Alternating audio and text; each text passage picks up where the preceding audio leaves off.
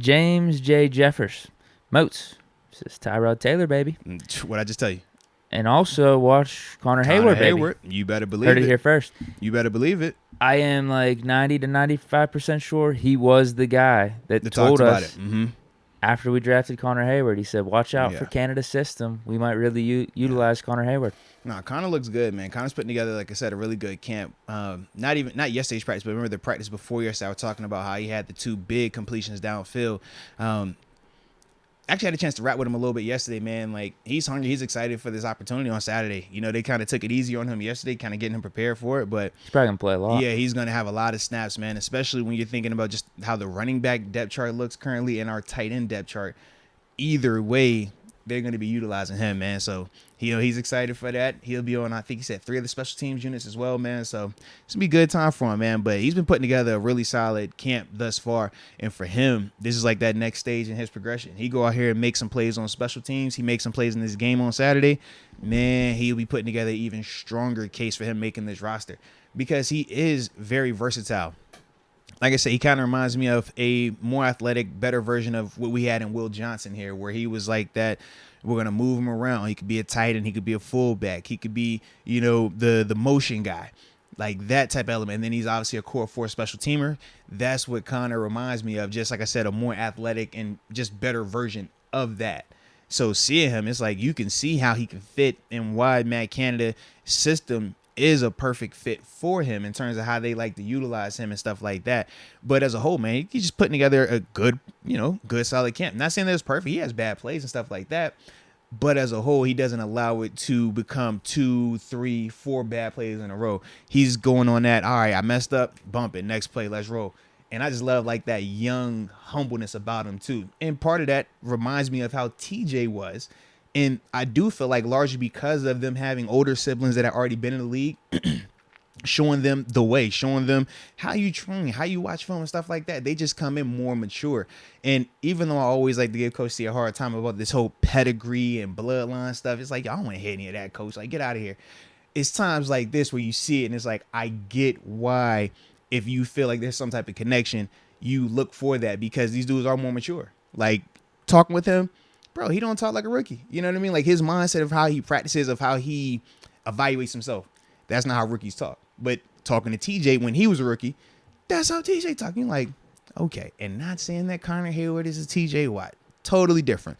But just in the sense of their maturity level, their understanding of just the game and how it's supposed to be played at this level, just a little bit more advanced right there.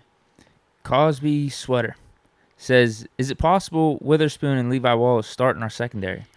Seems like a requirement to me. Well, I will say this, man. Don't sleep on Cam Sutton. Whoa. No. I told you, man, the biggest thing is this. All 3 of those corners have looked good. It's just when you're facing George Pickens, that's when they don't look good. And for me, it just happens that Cam Sutton seems to face Pickens a lot more than anyone else, I feel like, at times. But Cam, bro, like, outside of George going up top on him, man, Cam was out there dogging folk. Cam, like, he gets his hands on a ton of footballs. He could blitz still. Like, they were using him yesterday outside and inside in the slot. And he still continues to fly around. The Akello, like I said, with Akello, man, he should have had a pick. It would have been on George Pickens. I forgot who was I think Mason was the quarterback. Akello, all right, I'm break the full play down for you. Let's hear it. So, George running a vertical route. He was on top of Akello. He beat him. The throw, it was late and inside. So Akello, though, while he's in his trail phase, because he does a good job of seeing the ball and looking back, he's able to undercut the route.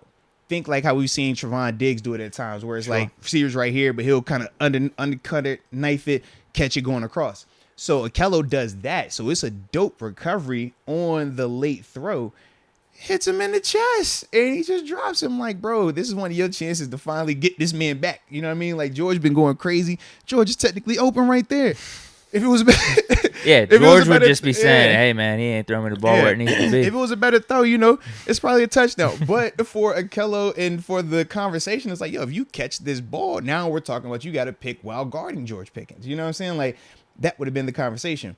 But unfortunately, he dropped it. And that was, his thing. But all the dudes in terms of like Levi, Akello, they still look good. It's just Do we have an update on the depth chart? Because we saw the whole Levi, Kello battling for the one outside corner spot and having Cam on the other outside. Yeah. Do you buy that, or you think it's just going to be all three? Cam's going to be in the slot? I think it's going to be all three.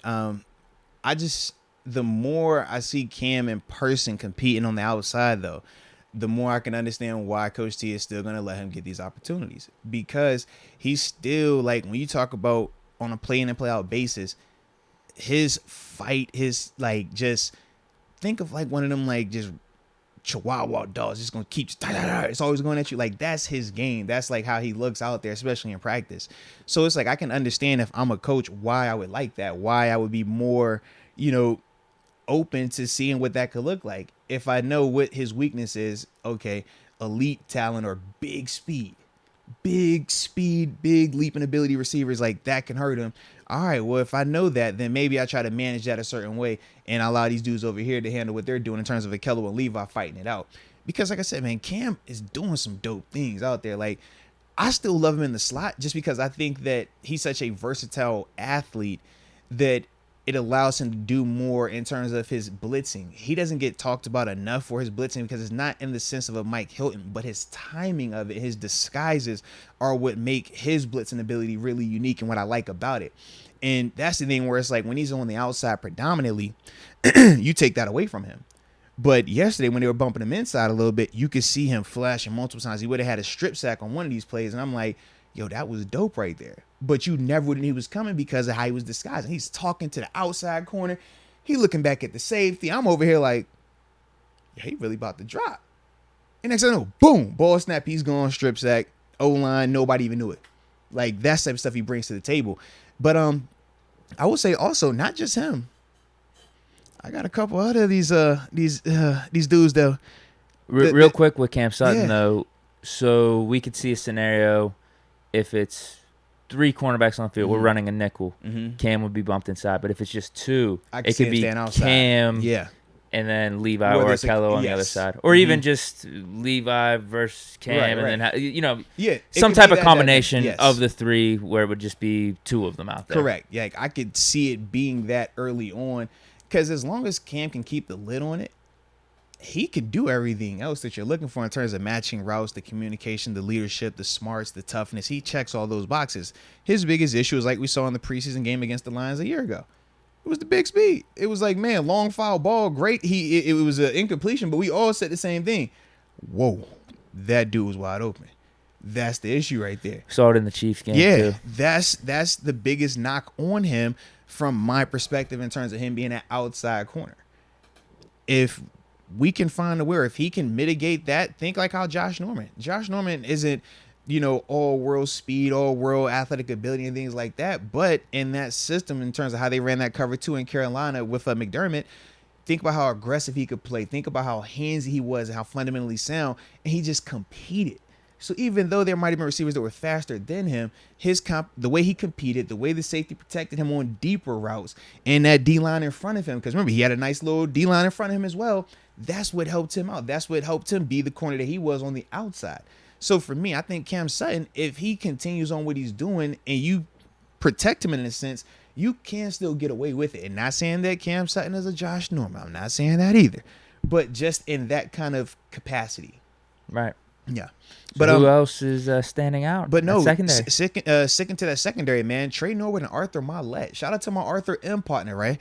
So, man, with Trey, he's another one of them dudes, man, just flying around, always around the ball. Run game, passing game. He would have had probably like 2 or 3 sacks yesterday as well. Very similar. You can see he's emulating a lot of what Cam Sutton is doing. He's learning a lot from Cam Sutton in terms of the mannerisms, the disguising, his eyes. A lot of times when you're talking about pre-snap disguises from the defense, the eyes tell a lot.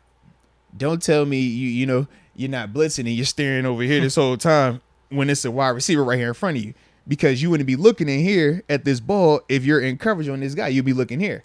Don't tell me, you're doing this when your helmet's telling me that. Like, it's certain things, certain telltale signs that players do, whether it's some of them do it knowingly and they just don't care, they're lazy about it, and others they do it unknowingly because they haven't done enough self-scouting. But you can see with Trey Norwood, he's picking up on a lot of the tendencies and mannerisms that Cam Sutton does, and I'm seeing that with him, but that's what's making him look good. Celebration game a little weak. He tried to do a little celebration. He had a sack yesterday. It was trash. Absolutely horrendous. I don't know what he was trying to do. And I wasn't the only one that thought that. Cam, TJ, they was with me on it. It was like, yo, that was terrible. Throw that celebration away. Whatever that was, Trey. Other than that, it was dope. Trey's he's looking good as well, but he reminds me of like a young Cam Sutton right now. That's what he's looking like out Good there. to hear. Yeah, and Arthur Marlette, it's the physicality, bro. The physicality. That boy popping people, man. Like, he's short, but you look at him versus Cam Sutton. Cam is, regular frame. Marlette, yeah, he rocked up, bro. So when you see him out there playing, he still has that crazy quickness, the crazy toughness that we saw him last year, which made us start to enjoy his play last year because of that, always around the line of scrimmage. And I do like that a lot about him, and I'm liking to see how both of those guys, in terms of Trey Norwood and Arthur Marlette, different in terms of how they're impressing and how they are flashing out there, but both are making plays where you're like, yep, I seen that. Oh, I heard that. Yep, seen that. Oh, that was nice right there. Those dudes specifically, man, in terms of that secondary, well, look good to me. Another dude, man, that I was enjoying watching yesterday was Delonte Scott, bro. Him and Chooks, man, they was having some nice little work yesterday, excuse me, man. And Chooks, he definitely was looking good too. He was looking the part. All right. So no panic. Don't be overly concerned. Don't be overly concerned. He was definitely looking the part. I thought his feet looked good. It was just one of those good battles, man. More specifically, when we're talking like the one-on-one pass rush element of it, Delonte Scott versus the Chooks, because TJ he ain't doing all that right now. Him and Ken, they just sit him off to the side. They ain't got nobody for them right now. Sure enough, and TJ definitely had one of them plays yesterday. I'm just like, that's a TJ Watt play. That play is not realistic, bro. Yeah. But watching Delonte though, man, the length, that's the part, and he has good hand usage. That's the thing that I was really surprised with, seeing him a little bit more, just at eye level. And it was like, man, I like how he's countering. I like the length he plays with. Because he's a taller guy, he has kind of like that. It's more of a Chandler Jones style of rush versus a true like blazer get off like a TJ Watt. We see him getting off and going under, or a Von Miller. It's not like that. He's a strider, but he covers a lot of ground. But he's a smooth rusher, and I think for him, man, I don't know his impact this year, but if he can keep developing, I think that he has a lot of the intangibles that you would look for and really would love in an outside backer, just based on what I'm seeing with him. He's this year's Jameer Jones, maybe. Well, if they can keep him around long enough, that's the part, because we saw how that played out. It's like, if you could keep him here long enough, man, and let him really get in the system and develop, I think that he could, be one of those next guys in the wings. Just when you're watching certain things about a guy, it's like, yo, that's a natural thing right there. If he's doing that natural, you can teach the rest of it. Most dudes don't have that, and he has that. And that's the part where it's like, I like that. And because it was against Chooks, it's like, okay, Chooks has been putting together a good camp. Chooks has still looked the part. But it's like, man, I want to see, all right, this is good competition for you. What does this look like? We know Chooks is an all-pro right now. Who knows, he could become one, but that's not the case today. So in terms of the competition, it's like, yo, I want to see, can you beat a guy like Chooks? And to see him have a little bit of success against him, or just enough to make it respectable, enough to make it where it's like, yo, the offense hollering about, yo, we need some more reps over here. It's like, all right, okay. I'm liking what I'm seeing there, man. So, yeah. Anyone else? Jaylen Warren. Okay. Oh, yeah. I talked about him earlier, but Jaylen Warren. Absolutely Jaylen Warren. And your boy, Kenny Pickett, man. I thought he had some nice throws yesterday as well, man. Keeps improving. Heck yeah. He had a nice, he had two really nice, like, throws across the middle, man, where he just, like, ripped it out, timing route, defender tight on, like, legit NFL caliber throws. Would you say, out of the three, Pickett's got the best arm talent?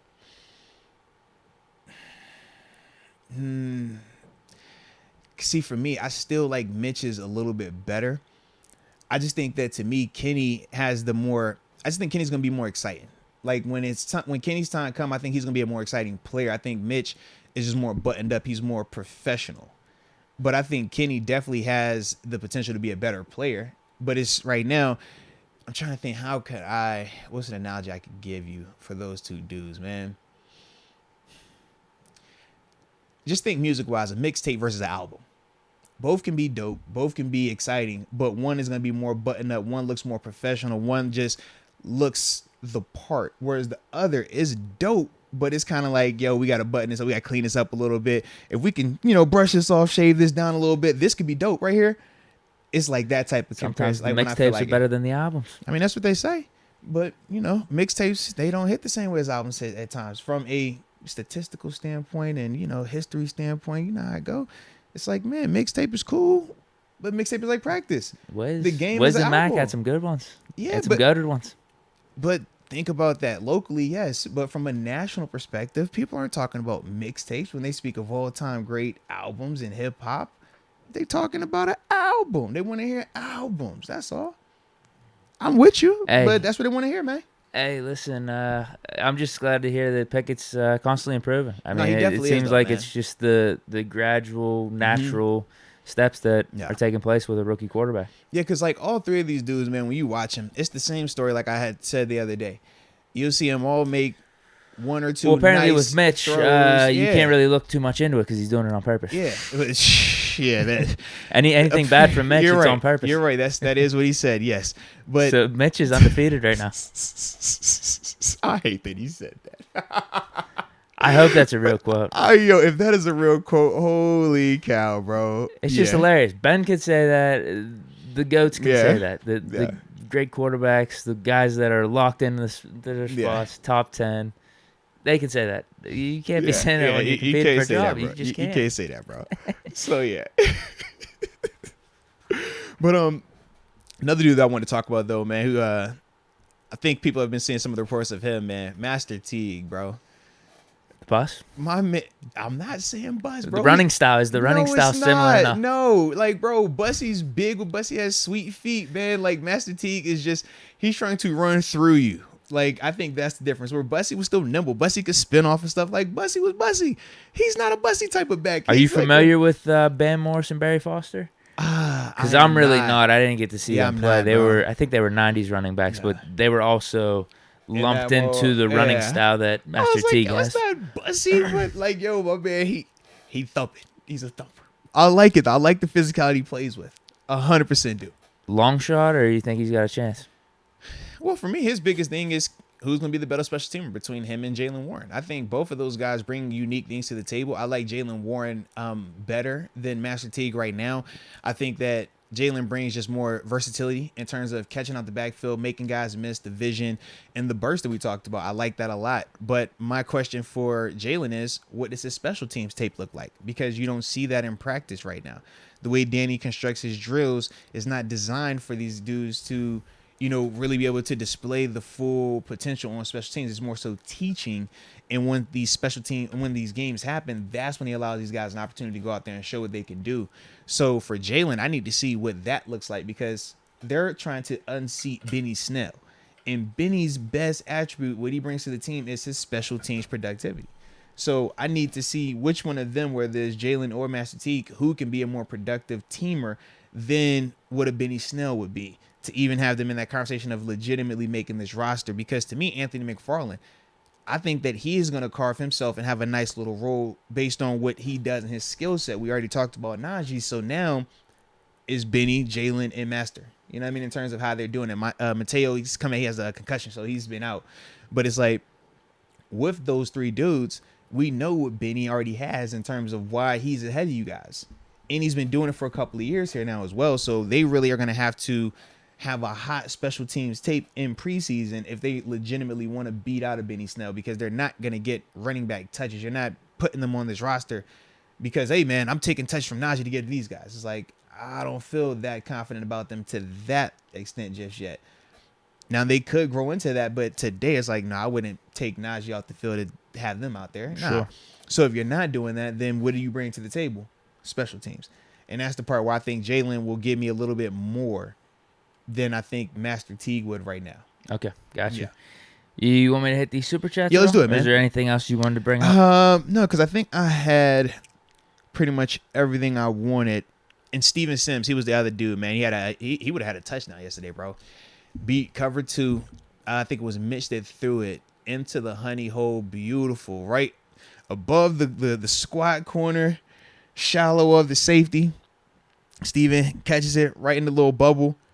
Puts his foot in the ground. He makes the safety miss, bro. Okay. I know the defense tried to sell it, bro. He made that man miss. And it would have been a foot race.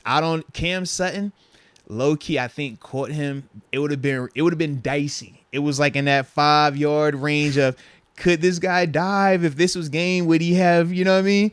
But Cam was flying. Cam flew from the other side of the field and caught to him. But I'm just like, bruh, them dudes on the side, some, yo, he was down. I'm like, nah, bro. He stuck right around that man.